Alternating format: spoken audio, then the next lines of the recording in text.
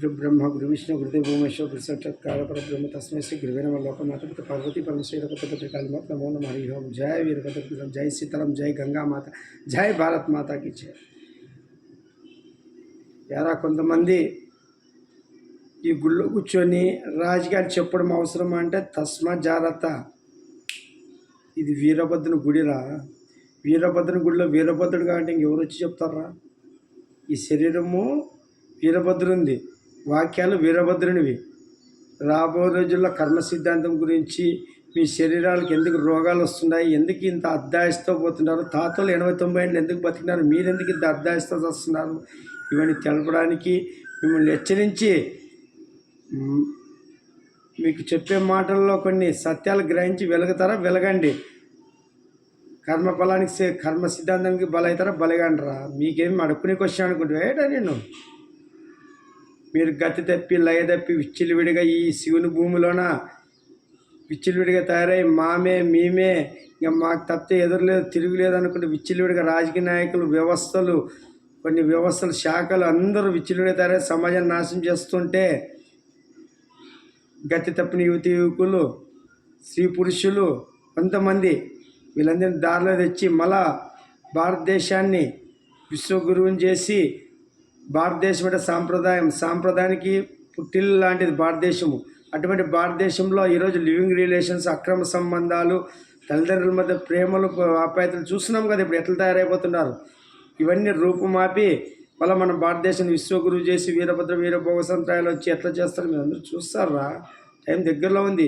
ఈ మతోన్మాదులు కానీ, ఈ కులవాదులు కానీ, ఈ ఫ్యాక్షనిస్టులు కానీ, రౌడీ సీటర్లు కానీ, రాజకీయ నాయకులు కానీ మొత్తం వీళ్ళందరినీ దారిలో తెచ్చి ఎట్లా నడిపిస్తాడో మా నాన్న వీరభద్రుడు చూపిస్తారా?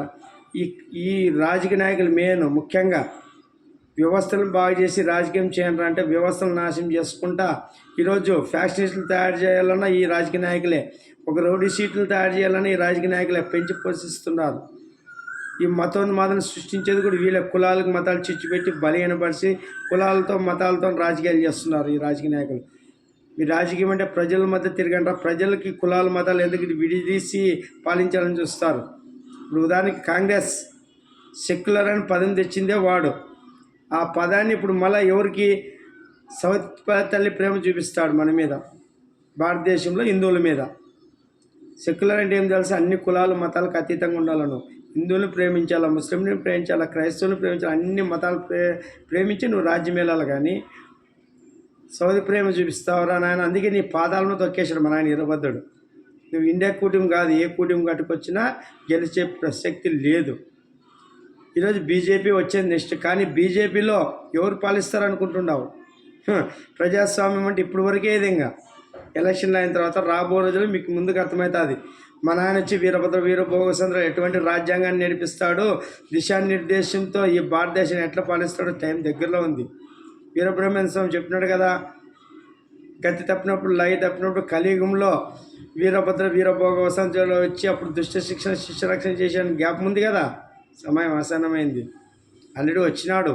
వెలుగులోకి రావాలా, మనుషుల మధ్యలోకి వచ్చి దిశానిర్దేశంతో కులవాదులకి, మతవాదులకి, హింసతో జీవాలను హింసించి అమ్మవార్లకి జంతు బలులు చేసే వాళ్ళకి, కుల రాజకీయాలు మత రాజకీయాలు చేసే వాళ్ళకి, అందరిని రెచ్చుకుంటూ విదేశీ శక్తులకి తొత్తు ఉండే వాళ్ళకి, దేశద్రోహులకి అందరికీ గుణపాఠం నేర్పే రోజు వచ్చినాను. ఇవన్నీ మీకు ముందుకు అర్థమవుతుంది.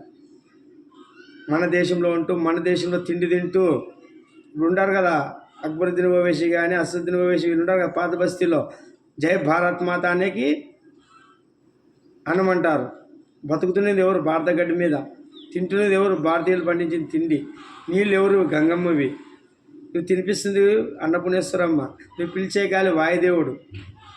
నీకు వెలిగిచ్చే సూర్యుడు, వెన్నెలిచ్చే చంద్రుడు. లాస్ట్కి నువ్వు ఉండే ఇల్లు, నీ ప్యాలెస్ని మోసేది భరతమాత. నువ్వు భూమి వేసినా, మలమూత్ర విసర్జన చేసినా, కంటికి రెప్పలా నిన్ను పిల్లలతో సమానం చూస్తుంది భూమి వేసిన. లాస్ట్ నువ్వు చనిపోతే భూమిలో కలుపుకొని నేను జీర్ణం చేసుకునేది కూడా అమ్మే శుద్ధి చేసి. తస్మాత్ జాగ్రత్త. భూమాతం తక్కువ అంచనా వేయకూడదన్నా. అమ్మ శాంతిలో ఉంది కాబట్టి వెలుగుతున్నాం. అమ్మ శాంతిలో ఉంది కాబట్టి కొండలు, గుట్టలు, మనకి గాలిచ్చే చెట్లని, నదుల్ని, డ్యాముల్ని, నువ్వు మనిషికి ఏ అవసరం ఉంటే ఆ అవసరం భారంతో మోస్తూ తన బాధనంతా దిగమింగుతూ మనల్ని జాగ్రత్తగా కాపాడుకుంటుంది. ఒక్కసారి ఆ ముగ్గురు చూస్తే భూకంపం వస్తుంది. తస్మాత్ జాగ్రత్త. పంచభూతాలు లేకుండా మన జీవితం లేదు. ఈరోజు రాజకీయ నాయకులను విగ్రహాలు పెట్టి పూజిస్తున్నారు. వీరభద్రుడు వచ్చి మొత్తం విగ్రహాలన్నీ కూల్చివేసి సూర్యునికి ఒక విగ్రహం, చంద్రునికి ఒక విగ్రహం, భరతమాతకు ఒక విగ్రహం, గంగమ్మ దేవికి ఒక విగ్రహం, వాయుదేవునికి ఒక విగ్రహం, అగ్నిదేవునికి ఒక విగ్రహం, అన్నపుణ్యశ్రమకి ఒక విగ్రహం. అంత విగ్రహాలతో ఈ పంచభూతాలతోన ఈ సృష్టిని కాపాడేది వీళ్ళు. మన శరీరం ఈరోజు ప్రాణంతో ఉండి మనం ఈరోజు ఈ శరీరాన్ని ఈరోజు జీవంతో మాట్లాడుతున్నామంటే కారణం వాళ్ళే. దీంట్లో ఏది లేకుండా మనకి శరీరం నడవగలదా? చూడు, నీళ్ళు లేకుండా బతకగలవా? తిండి లేకుండా బతకగలవా? గాలి లేకుండా బతకగలవా? అగ్నిదేవుడు లేకుండా నువ్వు ఏదన్నా దీపం వెలిగించుకోవాలన్నా, నువ్వు తినాలన్నా తిండిని ఉడకబెట్టుకొని తినాలన్నా అగ్ని కావాలి కదా. చంద్రుడు లేకుండా వెన్నెల శాంతి నువ్వు పండుకోగలవా? సూర్యుడు లేకుండా బతకగలవా? గంగమ్మ లేకుండా బతకగలవా? అన్నపూర్ణేశ్వరం లేకుండా బతకగలవా? మళ్ళీ వీళ్ళందరూ ఉన్నారు కాబట్టి నీ జీవితం వెళ్తుంది. మళ్ళీ ఈ వ్యవస్థనంతా నడిపేది ఆ పరమశివుడు, సాక్షాత్ ఆ శివపార్వతులు, సాక్షాత్ వీరభద్ర భద్రకాళి మాతలు.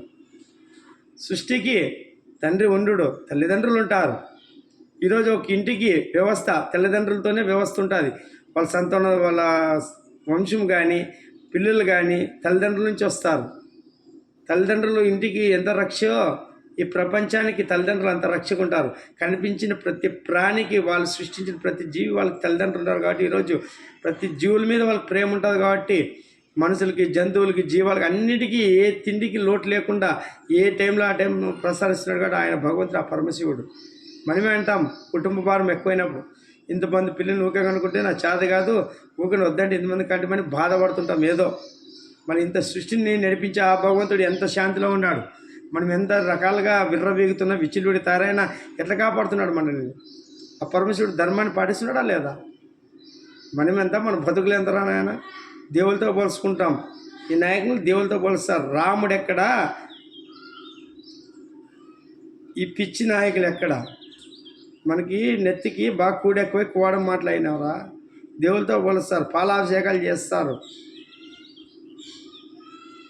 తస్మాత్ జాగ్రత్త. అది ఆ పాలాభిషేకానికి ఆ పరమశివుడే అర్హుడు.